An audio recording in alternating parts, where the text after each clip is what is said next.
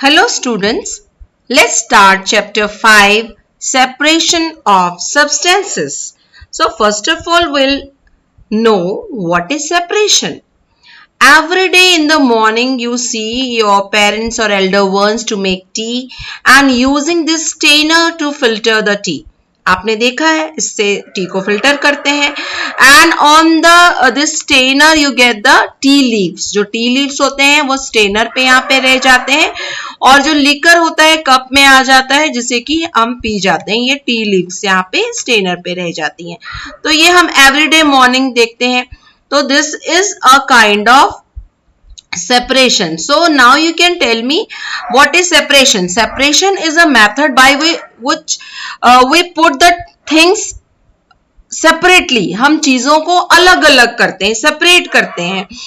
Now the question arises, why we need to separate different components of mixture. तो यहाँ mixture word को हम बाद में अभी डिस्कस करते हैं. फर्स्ट ऑफ ऑल वी सी कि सेपरेशन की हमें जरूरत क्यों है. तो separation we do separation to remove undesirable things. Undesirable things means the things we do not want. Harmful things भी कह सकते हैं या यूजलेस थिंग्स कह सकते हैं. तो जैसे वीट और राइस को कुक करने या यूज करने के पहले वीट का जब हम फ्लोर तैयार करते हैं या राइस को कुक करने से पहले उसमें जो स्टोन्स पेबल्स जो अनवांटेड चीजें होती हैं उसे हम रिमूव करते हैं. वो हमें जरूरी है. It may harm us. And the second point is to get the pure products. To get pure products we separate the impure substances. जो उसमें इम्प्योरिटी होती है उसको हमें सेपरेट करना होता है. And the third important point is to obtain useful components. हमें जो यूजफुल कंपोनेंट्स होते हैं जिनकी हमें जरूरत होती है उसको हमें अलग करना होता है. जैसे यहाँ पे हमने किया, हमें टी को पीना था तो हमने उसे स्टेनर से लीव्स को सेपरेट कर दिया. Now we'll see the some common methods of separation that we observe every day. You have observed this. This is actually ये जो है ये मथानी है and you have seen in the pictures of Lord Krishna and Yashoda. मैया यशोदा हमेशा ये करती रहती है चर्निंग और इसमें से जो निकलता है वो क्या निकलता है बच्चों? इसमें से बटर निकलता है. तो this is a process of churning. In this method milk and milk भी करते हैं और कर्ड. मिल्क और कर्ड इज चर्न बाय मथानी टू सेपरेट बटर. इसमें से बटर को सेपरेट करने के लिए ये मेथड यूज किया जाता है. और आजकल इसके लिए मशीन्स का इस्तेमाल करते हैं जिसमें कि रोटेटर लगा होता है और उस मशीन में सेंट्रीफ्यूगल फोर्स, जो सेंट्रीफ्यूगल फोर्स होता है जिसमें गोल गोल घुमाते हैं मशीन के थ्रू, डेयरी फॉर्म्स में यूज किया जाता है. और उससे आसानी से, क्योंकि मथानी से जब बटर निकालते हैं तो it takes a long time, तो उसमें उस रोटेटर की हेल्प से बटर को, मिल्क में से बटर, आपने देखा है जो मिल्क के पैकेट्स आते हैं उसमें टोन मिल्क पैकेट्स भी होते हैं और बिना क्रीम वाले मिल्क पैकेट्स भी होते हैं ना. एक क्रीम्ड वाला होता है पैकेट, मिल्क पैकेट, और एक बिना क्रीम का. तो बिना क्रीम वाले मिल्क पैकेट में मिल्क को जो रोटेट करके उसमें से बटर निकाल लिया जाता है तो वहां मशीन के थ्रू किया जाता है. तो उस प्रोसेस को सेंट्रीफ्यूगेशन कहते हैं. Centrifugation. Centrifugation is a process by which the butter is or you can say some lighter, जो इसमें ना जो लाइटर सब्सटेंस होते हैं लिक्विड में डिसॉल्व होते हैं उसको सेपरेट किया जाता है और रोटेटर इस्तेमाल करते हैं और वो रोटेटर सेंट्रीफ्यूगल फोर्स के थ्रू चीजों को सेपरेट करता है. लिक्विड इसमें जैसे ये मिल्क में से बटर को सेपरेट करते हैं. फिर मिक्सचर क्या है पहले ये समझ लें, फिर हम सेपरेशन टेक्निक को डिस्कस करेंगे. तो mixture is a material made by mixing two और मोर सब्सटेंसेस, जिसमें दो या दो से ज्यादा सब्सटेंसेस मिक्स होते हैं उसको हम मिक्सचर कहते हैं। लाइक यू ईट मिक्सचर ना, आप जो मिक्सचर खाते हैं उसमें काफी सारे इंग्रेडिएंट्स होते हैं, हमने फूड वाले चैप्टर में भी डिस्कस किया था। तो उसमें क्या क्या इंग्रेडिएंट्स होते हैं, नट होते हैं और नमकीन होता है, मिक्सचर होता है, तो इसीलिए उसका नाम मिक्सचर है क्योंकि it has so many ingredients and there is no fix ratio. आप देख सकते हैं किसी में जो पीनट्स हैं वो ज्यादा है, किसी में कोई दूसरा इंग्रेडिएंट्स ज्यादा है। तो मिक्सचर की सबसे पहली प्रॉपर्टी है it has no fixed ratio and the components have their original characteristics. Like when you eat cashew nut from the mixture you will have the taste of cashew nut. If you have raisin, किशमिश अगर खाते हैं mixture में से mix होता है तो उसमें आपको किशमिश का टेस्ट आएगा। तो मिक्सचर में जो इंग्रेडिएंट्स होते हैं, जो उसके कंपोनेंट्स होते हैं, उनकी प्रॉपर्टी अपने को वो कंटेन करते हैं, मतलब उनकी प्रॉपर्टीज लूज नहीं होती है मिक्सचर में। Components of mixture can be separated easily, और इसको हम इजीली सेपरेट कर सकते हैं, और यही सेपरेशन टेक्निक इस चैप्टर में हमको डिस्कस करना है। चैप्टर का नाम भी है सेपरेशन ऑफ सब्सटेंसेस। तो हमने देखा कि जो मिक्सचर ऑफ सब्सटेंसेस है जिसको हम मिक्सचर कहते हैं, अब उसके लिए हम, क्योंकि हम सारे जो मिक्सचर्स हैं, अभी सारे मिक्सचर्स को हम एक ही तरीके से नहीं सेपरेट कर सकते हैं। जैसे मेथड्स ऑफ सेपरेशन अभी हम डिस्कस करेंगे इसमें।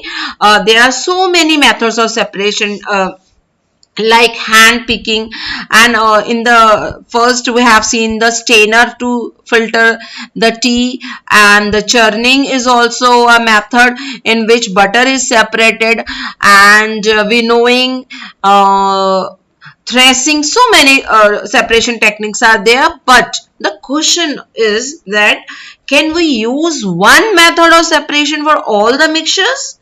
No. तो हमारा जो सेपरेशन टेक्निक है वो किस पे बेस्ड होगा? The choice of the method, ये आप ध्यान रखेंगे कि हमें कौन सी सेपरेशन टेक्निक यूज करनी है। The choice of the method use to separate depends on the nature, on the properties of the components.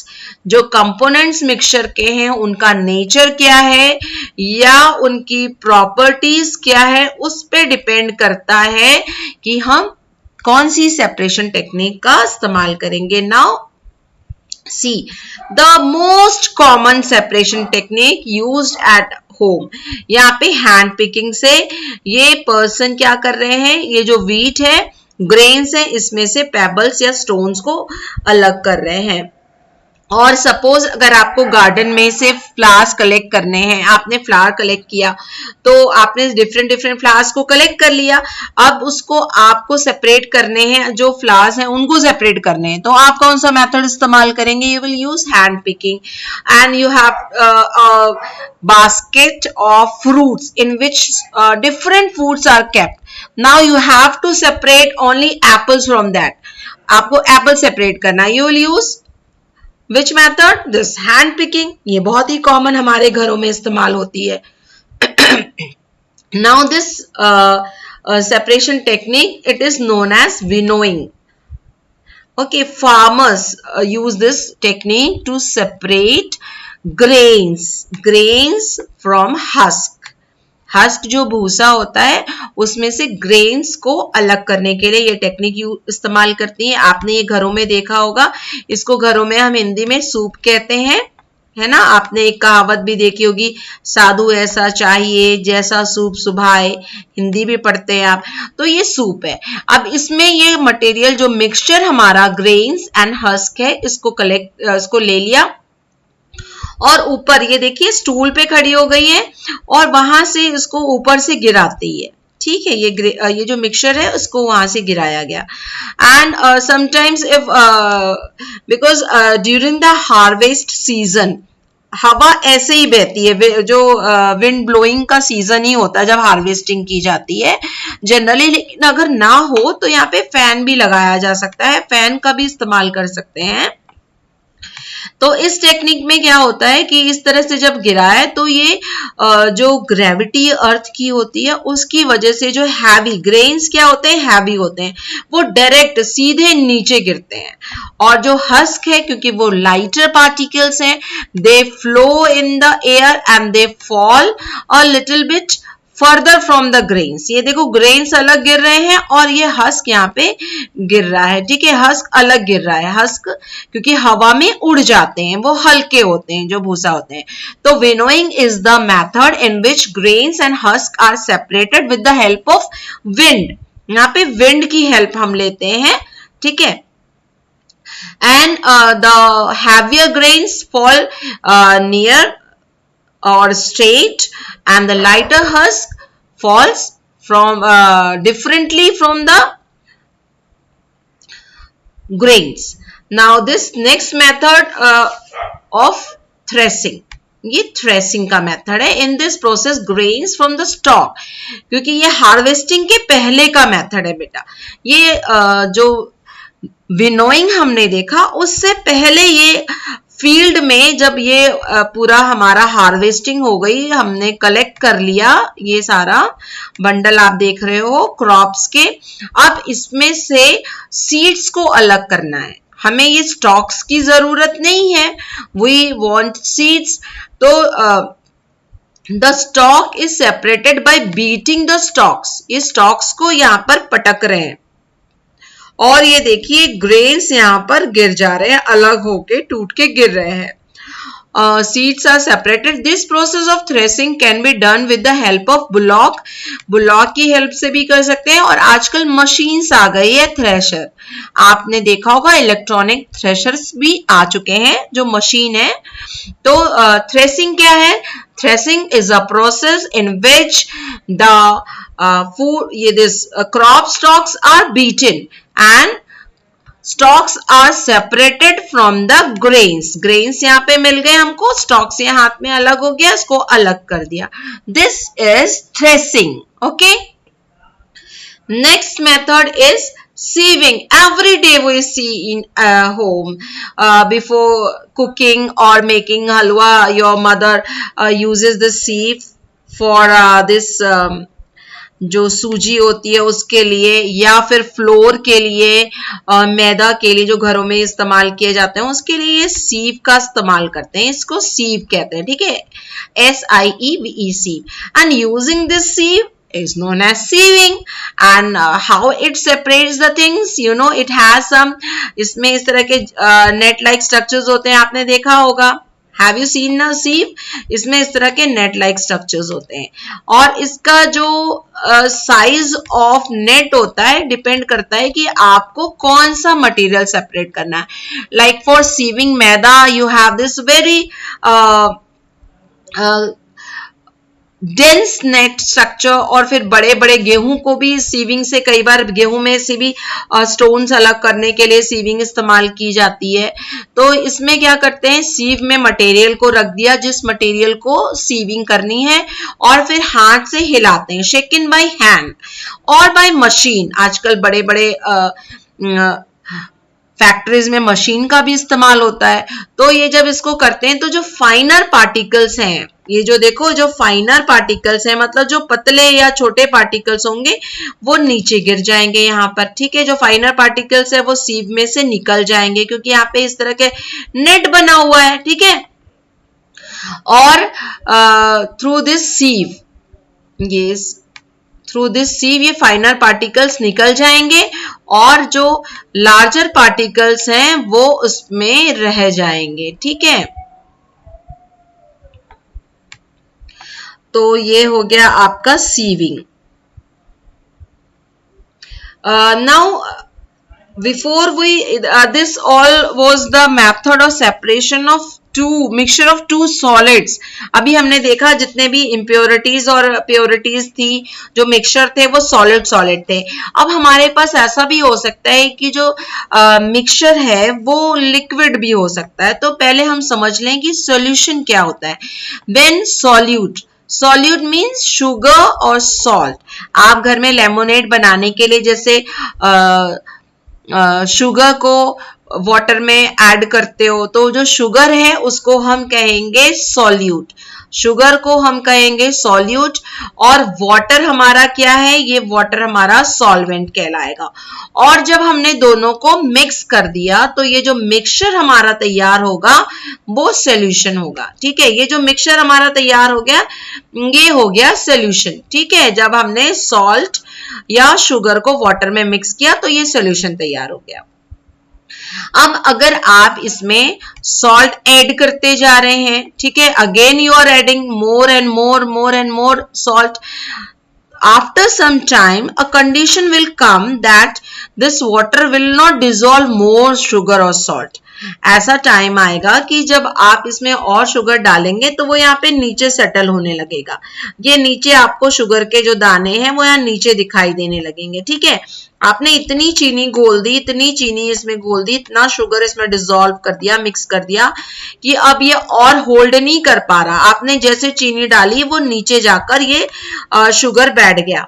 ठीक है, ये नीचे आपको शुगर में जाके सेटल हो गया। तो ऐसे सॉल्यूशन को जिसमें you can not add more solute, ठीक है, the solution in which you can not add more solute is called saturated solution. इसको हम सैचुरेटेड सॉल्यूशन कहते हैं।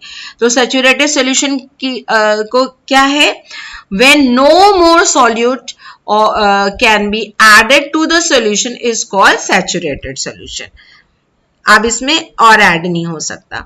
अब ये देखो सॉल्यूशन हमने देखा, तो सॉल्यूशन में शुगर और सॉल्ट जो थे वो वाटर में सॉल्युबल हैं, क्या हमने चैप्टर 4 में ही पढ़ा है, सॉल्युबल और इनसॉल्युबल। आजकल तो हमारे घरों में आरओ लगा हुआ है, तो हमारे पास ज्यादातर फैमिलीज आरओ वाटर जो रिवर्स ऑस्मोसिस के थ्रू क्लियर वाटर इस्तेमाल होता है। लेकिन सपोज अगर किसी इलाके में वाटर की डेफिशिएंसी है और वहां पे वाटर मडी वाटर है, ठीक है, और for the drinking purpose we have to obtain clear water, हमें क्लियर वाटर ऑब्टेन करना है मडी वाटर में से, तो कैसे करेंगे? तो इसके लिए हमें काफी सारे स्टेप्स को इस्तेमाल करना होगा। 4 स्टेप्स हैं, एक एक स्टेप्स हम देखते हैं।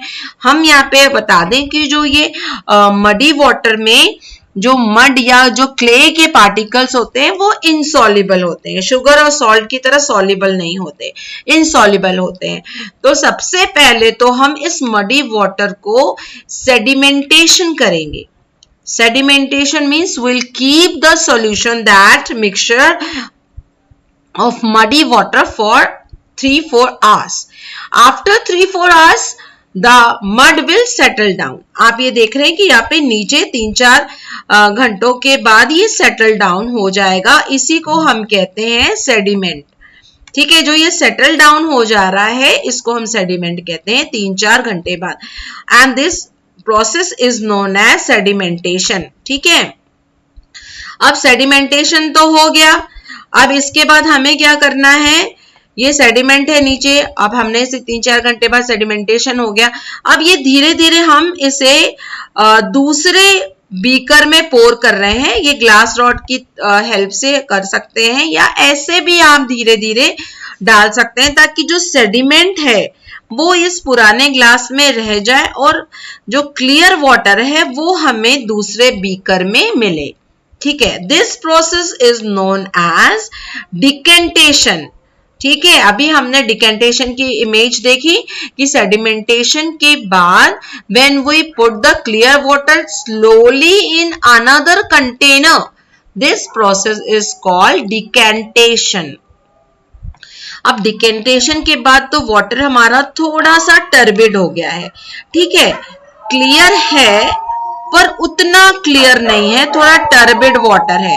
तो ऐसे केस में हम क्या करेंगे, वही यूज आप अपने पेरेंट्स से पूछ सकते हो कि बचपन में ये यूज किया जाता था एलम, एलम और फिटकरी। फिटकरी is added to the muddy water. For adding फिटकरी you can use a thread and tie the alum in this and dip into the water. आपने इस एलम को इसमें बांधकर इस मडी वाटर में डाल दिया। तो इससे क्या होगा कि जो इसमें अभी क्योंकि जो ये वाला जो वाटर जो हैवी पार्टिकल्स थे क्ले के वो तो सेडिमेंटेशन से अलग हो गए, अभी जो इसमें पार्टिकल्स थे वो डिसॉल्व पूरे वाटर में डिसॉल्व हो रहे थे, ठीक है, ये पूरे में थे। अब आपने जब एलम इसमें 2-3 बार ऐसे ऐसे घुमा दिया तो इसके जो क्ले पार्टिकल्स हैं they become heavy and they start settle down. अब ये सेटल डाउन हो जाते हैं। अगेन नीचे क्ले के जो पार्टिकल्स हैं, ये जो क्ले के पार्टिकल्स हैं वो सेटल डाउन हो जाते हैं and this process is known as loading. So what is loading? Loading is a process by which we make the clay particle heavier using alum. हम एलम यूज करके clay particles को heavy बनाते हैं, वो settle down हो जाता है। अब इसके बाद हम डिकेंटेशन ना करके हम फिल्ट्रेशन इस्तेमाल करेंगे। तो फिल्ट्रेशन के लिए हमें फिल्टर पेपर चाहिए होगा। तो फिल्टर पेपर ये इस तरह का राउंड शेप में होता है। आप इसको क्या करोगे, पहले हाफ फोल्ड किया, फिर एक और फोल्ड यहां से ऐसे आपने एक और फोल्ड किया तो आपको ये शेप मिल जाएगा। अब इसका आप ये कोन शेप बना लोगे, ये cone shape, and this is this keep, आप जिसे कीप कहते हैं ना बच्चों, इसको हमारा ये ग्लास का फनल है, ठीक है, वी कॉल दिस फनल। तो फनल में हमने क्या लगा दिया, फिल्टर पेपर, और फिल्टर पेपर के लिए हमने उसको एक कैसे फोल्ड किया ये आपने देखा। अब इसमें हमने फिल्टर पेपर लगा के इसको फनल को हमने ये स्टैंड के साथ फिक्स कर दिया। Now this is a beaker, हमने एक बीकर ले लिया है और फिल्टर पेपर पे हम वो जो लोडेड वाटर था जिसमें कि हमने एलम को डिसॉल्व करके पार्टिकल्स जो उसके हैवी हो गए थे वो यहां पर हम डालेंगे। तो स्टूडेंट फिल्टर पेपर में से only we will get clear water. यहाँ फिल्ट्रेशन के बाद हमें क्या मिलेगा बच्चों, यहाँ पे हमें क्लियर वाटर मिलेगा, ठीक है। और जो क्ले के पार्टिकल्स जो इम्प्योरिटी थी वो उसी फिल्टर पेपर पे रह जाएगी, ठीक है। जो क्ले के जो पार्टिकल्स थे वो फिल्टर पेपर पे ही रह जाएगी। This process is known as filtration. तो filtration is actually the process by which we get the clear water by passing the loaded water through a filter paper, and in the solution remains the filter paper, we get the clear water, ठीक है। जो loaded particles हैं वो filter paper पे रह जाते हैं और हमें क्लियर सोल्यूशन मिल जाता है। Evaporation, the process of conversion of the water into water vapor is called evaporation। आपने घरों में देखा होगा कि जब भी कुकिंग करते हैं या आप मिल्क बॉईल करते हो तो उसमें से कुछ इस तरह से वेपर्स निकलते हैं, ठीक है। ये धुआं धुआं जो जिससे दिखता है वो एक्चुअली क्या होता है, उसमें वाटर वेपर होते हैं। तो वाटर का वाटर वेपर में चेंज होना, the conversion of water to water vapour is called evaporation, ठीक है, इवोपरेशन। और जब वाटर वेपर को आपने कलेक्ट कर लिया, ठीक है, अगर आपने ढक्कन लगाया होगा तो आपने ढक्कन पे देखा होगा कि किस तरह से वाटर के ड्रॉपलेट्स उसमें रहते हैं। तो ये जो वाटर वेपर निकला, वाटर था इसमें, वाटर से वाटर वेपर बन गया, ये हो गया इवोपरेशन। लेकिन जब वाटर वेपर वापस वाटर ड्रॉपलेट में बदल जाता है, इस प्रोसेस को हम कहते हैं कंडेंसेशन, ठीक है। Evaporation is the process of conversion of water into water vapor, whereas when water vapor again convert into water, this process is called condensation। और आपको यहाँ पे पता होना चाहिए कि जब हमारा जो हवा है, जो एयर है, उसमें ऑलरेडी वाटर वेपर होता है, और जब आप एकदम फ्रिज में से पानी निकालकर अगर ग्लास में रखते हो, आइस कोल्ड वाटर अगर आप रखते हो, तो ग्लास के सरफेस पे आपको वाटर ड्रॉपलेट्स नजर आते हैं, ठीक है। ये ग्लास के सरफेस पे जो आपको वाटर ड्रॉपलेट्स नजर आते हैं, ये ये अंदर जो आइस कोल्ड वाटर है ये बाहर नहीं आता students, don't get confuse. Actually जो यहाँ पर हवा में, जो एयर में जो मॉइस्चर प्रेजेंट है, ठीक है, एयर में जो वाटर वेपर प्रेजेंट है, ये जो एयर में जो वाटर वेपर प्रेजेंट है वो इस आइसी कोल्ड वाटर से ठंडे होकर कंडेंस होकर इस ग्लास के सरफेस पे आ जाते हैं, ठीक है। This is condensation. क्योंकि कंडेंसेशन के लिए जो हीट है वो मतलब टेम्परेचर है वो कम चाहिए होता है, तो ये ठंडा होता है, इसलिए इसके आसपास की जो हवा होती है, एयर होती है, उसमें जो वाटर वेपर होते हैं वो कंडेंस हो जाते हैं। तो students, now you can answer this question. The conversion of water vapor to water is called? Yes, you answer. Husk is removed from grains by the process of? Yes, winnowing. And when on adding more salt in solution, it settles down, then the solution is called? Yes, super saturated solution. Thank you.